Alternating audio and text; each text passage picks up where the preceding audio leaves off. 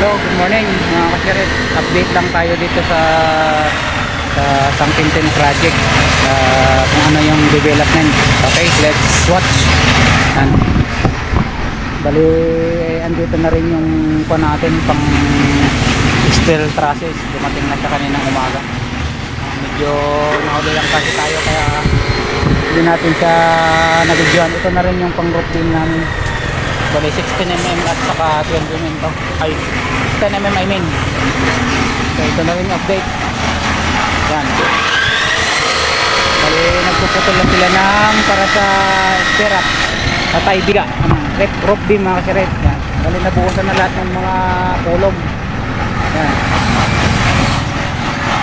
Nagbubuhos na din sila dito ng naghahalo na sila ng para sa dun sa mga CR mga kasiret. Maingay, maingay.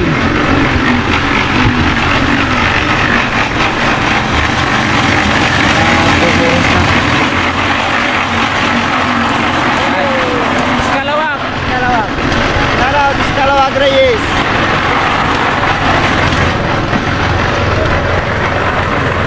Dito banda mga siritis ko, ginagawa na rin yung mga para sa runner, yung pag-uupuan ng roof beam natin. Yan, kasi bungalow type lang to. Update din dito sa ating septic tank. Yan. Ito na rin yung ating septic tank. Walang sukat nito is 280 by 170 ito mga kasiret. Bali minaximize lang natin yung tatlong hollow block dito plus 4 dito.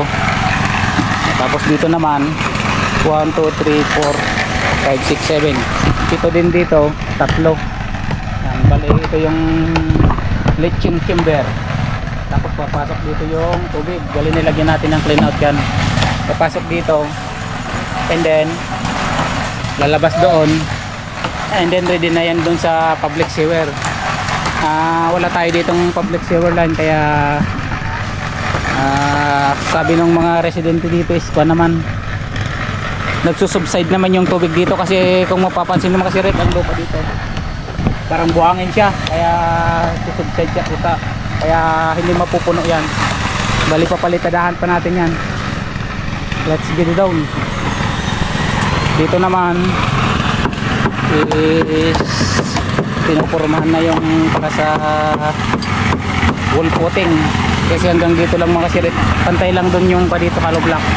Pinakahulwi ito papunta dun sa garahe kasi. Bali tatlong CHB laying pa lang yung nilalagay namin dito kasi magpo-flooring kami dito mga kasirit, 4 hanggang dito yung flooring para ma-prevent natin yung pagkuha ng termites attack.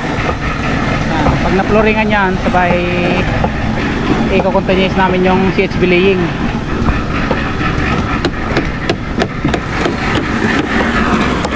So yun silang nag-aasintada. Maya maya is darating yung after lunch, darating yung kung natin panambak. Bali yan yung kakapal lang panambak dito mga siret yan. Bali 35 plus 80 110 kalalim yung tambak dito mga siret kasi may history daw dito na pag tag-ulan is medyo lumalalim yung tubig dyan sa kalsada kaya inilibit natin siya ng ganyang kakataas. Ito naman is yung dalawang CR dito sa loob.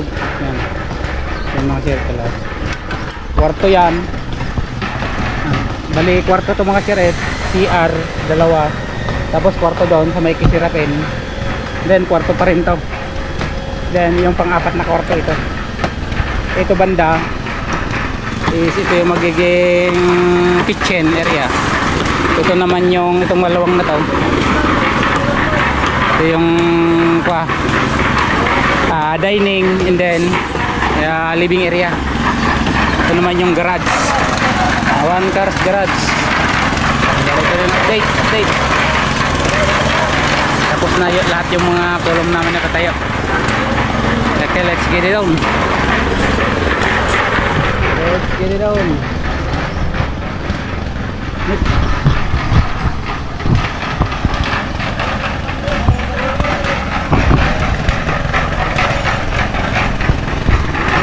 Ah. Guys, Tapos Kalawag, nagbablog din siya. May page siya mga siret, may page. vlogger yan guys. Oh. Yan. Yan, isi-set up niya yung camera niya para makapag-vlog. Suportahan natin. Kalawag, Absang Ginten. Yun. Vlogger Oh. ni.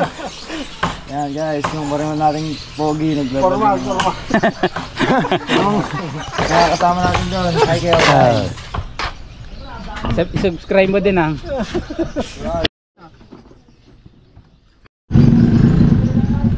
Yan mga siret, ito na yung nagawa namin sa maghapon. Bali na sintadahan na lahat yan. Ready na sa 4-back filling. Yan. Tapos naglagay na rin kami doon ng mga stirrup. Yun na yung pinakapuwitan ng biga namin. Yan.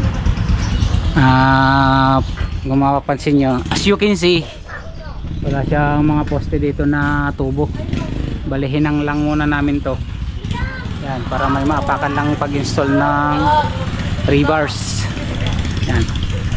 Para libre kami dito sa pag nagtambak kami and then nagbuhos, walang mabubuhosan na mga tubo. Kaya ganyan muna yung yan, ginawa ko. Diskarte muna para libre dito sa baba. Yan.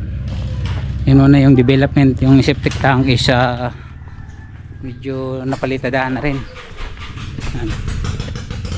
Napalitadahan na yung isang part. Nabuhusan na rin yung wall footing namin. Yan. Dumating na rin yung CHB 4 natin. Semi jack belt. Napakatigas makir to. Tigas. Machine made. Okay. Hanggang dyan na lang mga siret yung vlog natin ngayong araw. God bless you. Perspective sabihin, never say goodbye because tomorrow is another vlog, another knowledge. Bye bye.